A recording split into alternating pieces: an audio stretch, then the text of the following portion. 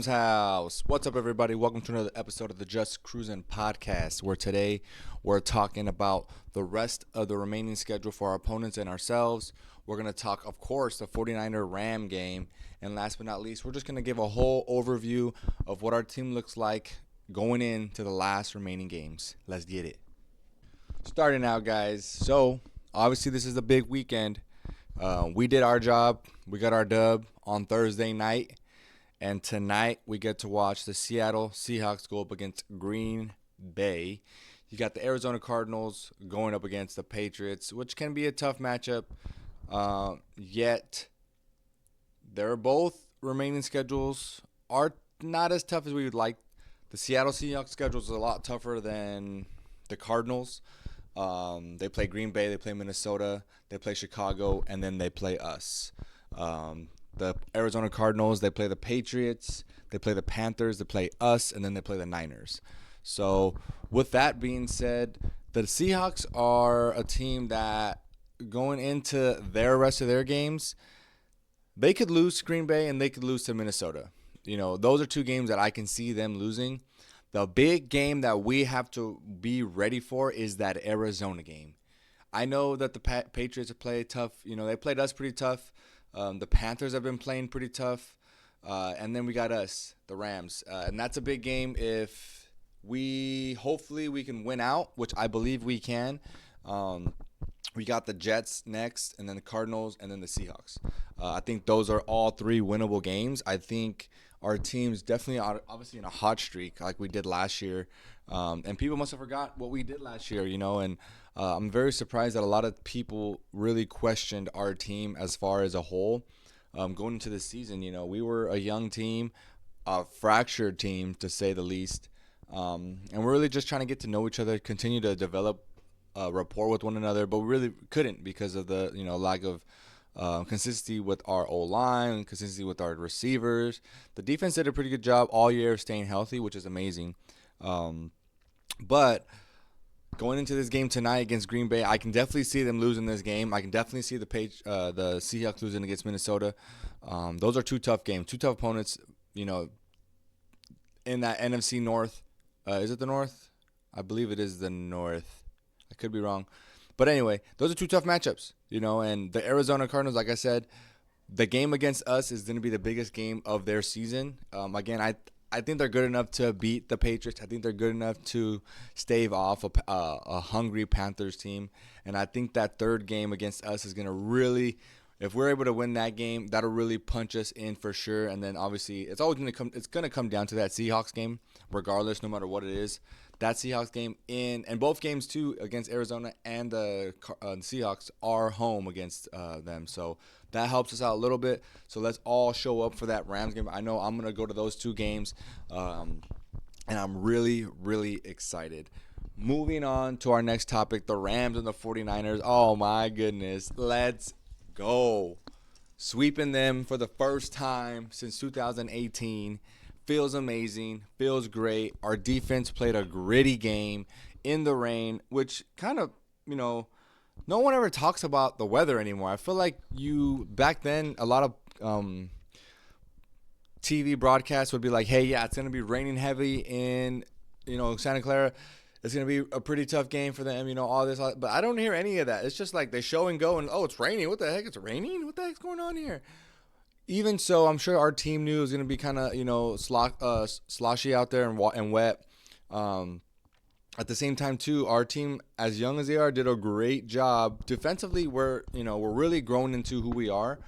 I love everything about our defense. I love our D-line. I love Christian Roseboom has been playing outstanding. Omar Spates is playing outstanding. And some of the things I've been talking to my father about, who, is the original Rams fan, the reason why I became a Rams fan, was Christian Roseboom's always been on our team. He's always been a special teams guy, but we've never had the opportunity to put forth his chance to show what he's got. We've had Ernest Jones for the last 4 years. Finally getting rid of him, he jumps into that spot and he takes advantage of it. Obviously, the first couple, the first 8 games, we were shaky, real shaky. But My growing confidence in our linebacking core is really, really good. That's not to say that I'm like, oh, we're good. We don't need to add anything. No, for sure, we're gonna add pieces in the offseason. I think during the free, I don't not. I'd have to look at the free agency period to see who's gonna be available at middle linebacker. But there's not anybody in free agency that I know about is going to be worthy enough to be given a contract. And you have to take in consideration too, the Rams are a team that we don't pay middle linebackers. Obviously, you saw with Ernest Jones, the last two linebackers that we signed were Alec Ogletree and oh my gosh, I should know his name. James Laurinaitis, I freaking remembered, and both of them got pretty the same kind of deals. Alec Ogletree got I think a 5-year deal, or a 5-year deal, and then James Laurinaitis got a 4-year deal, all around the same, making $8 million around that salary base. But I think our cornerbacks are playing a little bit better. Obviously, Darius Williams getting that pick is huge for his confidence to continue. Obviously, you see Quentin Lake. You see freaking Cam Kidd just making a big breakup play. Akilo Witherspoon making some good plays. He's kind of had like, a little rough start getting back into it. But again, you have to understand he didn't have he didn't have a full training camp with us. He wasn't with us the entirety of the season. So him coming in, he's still trying to get his feet under himself. But the run game looked great. The O-line looked great. This is, I think the Rams are 11-0 when Stafford doesn't get sacked. I believe that's the stat. The last 4 games, we haven't been sacked, and the O-line is finally just looking like the team we wanted to have out there. Bo Limmer, a gem. He's a gem. He is just stepped up big time, and not only has he stepped up, but he's maintained the position. He is the starter for this Rams team at center as a rookie, as a 6th-round pick. How many other teams are doing that? And that's just an attribute to development, coaching, and scheme. Being able to help, and then also it helps too when you have Kevin Dotson, who just an amazing trade 2 years ago, playing like a superstar right guard. I think if this keeps going and we are able to go down and win a Super Bowl, I think we can win a Super Bowl. I think he goes down I think he retire him as a Ram. He's been playing outstanding. I'm sure some of you have seen that video of him taking it to the second level, blowing up one guy, blowing up Ufanga. Oh, man, that's what you want to see from our guys. And obviously Kobe Turner just tearing it up in the middle. Fisk versus finally playing more he's not playing as aggressive, but he's playing to the scheme. He's not just looping around, opening up gaps. He's staying gap sound. He's doing what he's expected to do. And our other guys are just eating up the middle. And that's what it's going to be like. It's any given Sunday that each and every one of these guys on the D-line can blow up and can do what Kobe Turner did this past weekend. Fist is able to do that. We've saw that. Verse is able to do that. We've seen that. Byron's able to do that. We've seen that. And then we still have Tyler Davis. We still got to have Deshaun Johnson. We got Bobby Brown still. We got a bunch of players on the D-line, not to mention Michael Hoyt, who's been doing a really exceptional job of being able to mentor some of these guys. When you have a young team, you need someone that can, help mentor some of these guys to help them get their feet under themselves, to learn about the NFL. And thankfully, Michael Hoyt has been amazing. Michael Hoyt, he's not the greatest in coverage, but he can do it. He can blitz. He can do all kinds of things. He's like a Swiss Army knife. He can do it all, and he does it at a good level of competition, where it's like we're not taking a step back. We're not taking a heavy step back for sure. We're always staying even keeled, and he's doing an amazing job. I cannot say more about Michael Hoyt. He's been an outstanding highlight for us this year. Developing and helping out our young guys.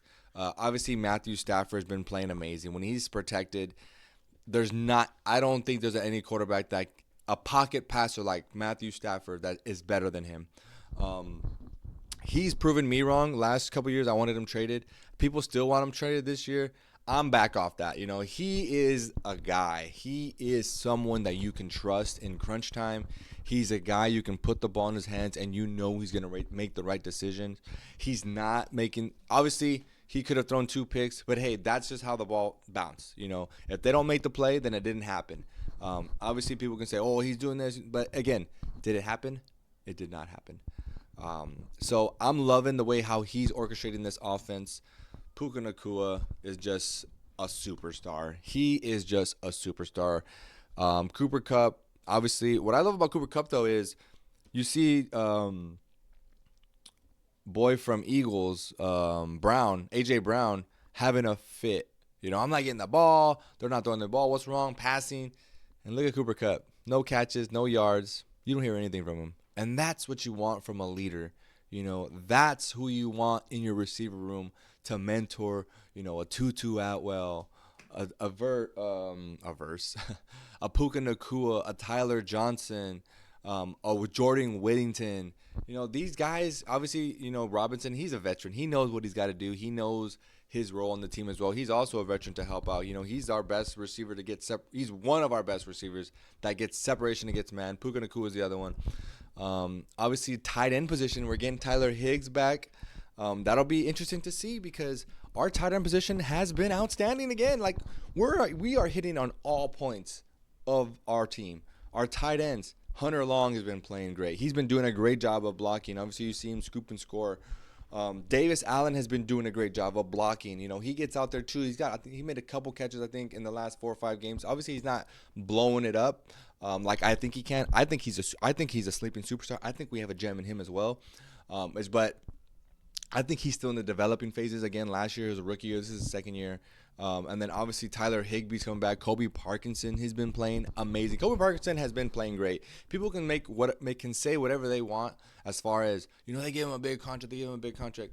Hey, the man is helping this team win. He's doing an amazing job of when he gets the ball, he goes forward. He gets the first down. He makes the extra yards count. And he puts us in a position to win the game, and that's what you want. He's also pretty fast for his size, and I love that we were able to take him away from the Seahawks. And they obviously they have Noah Fant, but he hasn't been what people thought he was going to be coming into the draft, being drafted by the Denver Broncos. But I think our whole team, and then not to mention too, I feel like our Rams have what an NBA. This is an NBA term. We have, I think, 2 6-man. We have Jonah Jackson and still No Boom on the bench, waiting if anything were to happen. Obviously, you have to be understanding. Jonah Jackson coming off an injury. I think it was like a torn something up in his shoulder.